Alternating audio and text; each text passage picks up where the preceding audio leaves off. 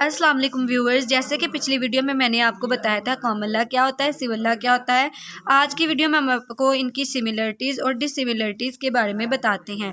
तो सबसे पहली जो डिसिमिलरिटी है इनके दरमियान में वो है नेचर के लिहाज से, कि नेचर के लिहाज से कॉमन लॉ और सिविल लॉ में क्या फ़र्क है। तो सिविल लॉ क्या होता है जी, ये कोडिफाइड सिस्टम ऑफ लॉ, मतलब कि ये रिटन फॉर्म में लॉ हमारे पास मौजूद होता है। जैसे कि मैंने आपको पिछली वीडियो में बताया था कि रिटन फॉर्म में जो लॉ मौजूद है उसको हम कहेंगे वो है जी कोडिफाइड लॉ। जैसे मैंने आपको बताया था कि कोड ऑफ सिविल प्रोसीजर है, यानी सीपीसी है हमारे पास।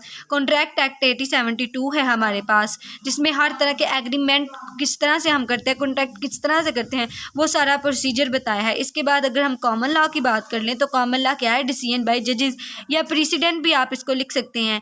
तो या फिर आप इसको ये भी कह सकते हैं कि ये कस्टम एंड प्रेसिडेंट्स का जो है ये मजमुआ होता है रादर देन स्टैट्यूट्स।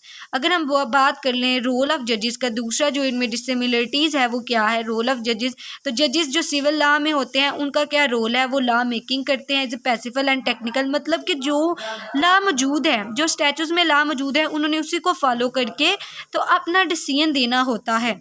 और अगर हम कॉमन लॉ की बात कर लें तो कॉमन लॉ जो होता है वो एक्टिव एंड क्रिएटिव, मतलब कि उनके पास जो है पहले से लॉ मौजूद नहीं है, उन्होंने अपनी मर्जी से उसमें लॉ देना है, अपनी मर्जी से जो है ऐड करना है। यानी कि जज को एक्टिव और क्रिएटिव रहना चाहिए कि खुद लॉ मेड हो। कंट्रीज अब कौन कौन सी हैं जहाँ पे कॉमन लॉ और सिविल लॉ एप्लीकेबल, तो सिविल लॉ एप्लीकेबल है Spain, China, Japan, Germany. Common law जो है यूनाइटेड स्टेट, इंग्लैंड, ऑस्ट्रेलिया में। अगर हम ज्यूरी ओपिनियन, तो ज्यूरी क्या होती है, ज्यूरी होती है बेंचेस ऑफ जजेस, जजेस का मजमुआ आप इसको कह सकते हो कि एक दो तीन जजेस हों तो उनको हम ज्यूरी कहते हैं।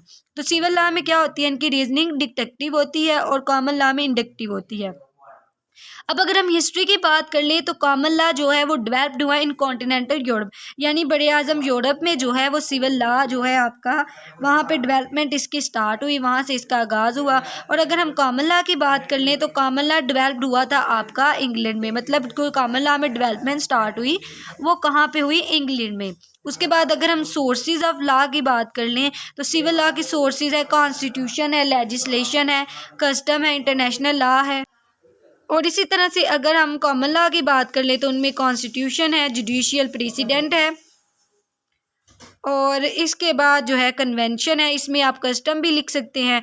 उसके बाद अगर हम इनमें देख लें कि रोल ऑफ जजेस एंड लॉयर ड्यूरिंग ट्रायल, तो ट्रायल और जो लॉयर्स का रोल है ड्यूरिंग ट्रायल में, जजेस का, लॉयर्स का, वो क्या है भी सिविल लॉ में और कॉमन लॉ में। अगर हम सिविल लॉ में देख लें तो जजेस आर डायरेक्टर और examiner and evaluate the whole process during trial in civil law, कि जजेस क्या हैं, उनको हम कहते हैं कि वो डायरेक्टर हैं या एग्जामिनर हैं सारे प्रोसेस ऑफ सिविल लॉ में। और अगर हम कॉमन लॉ की बात कर लें तो जजेस are referee or umpire during trial in common law, कि जजेस क्या है, रेफरी के तौर पे या उनको एम्पायर के तौर पे जो है वो कॉमन लॉ में यूज़ किया जाता है। तो ये डिफरेंस थे कुछ, अगर आपको मज़ीद डिफरेंस इसके लिखने हैं तो आप वो भी ऐड कर सकते हैं इसमें, लेकिन ये एक क्वेश्चन जो है इनफ है पेपर के लिहाज से, 20 मार्क्स के लिहाज से। और हाँ, अगर आप इसमें और ऐड करना चाहें तो आप यहाँ पे जो है इसकी सोर्सेज को या इसके फीचर्स को, कॉमन लॉ के सिविल लॉ को फर्दर एक्सप्लेन कर सकते हैं, काइंड्स को चाहे तो वो एक्सप्लेन कर सकते हैं। तो ये क्वेश्चन था आपका भी, सिमिलरिटीज़ और dissimilarities between common law and civil law. मिलते हैं एक न्यू टॉपिक के साथ, तब तक के लिए अल्लाह हाफिज़, टेक केयर।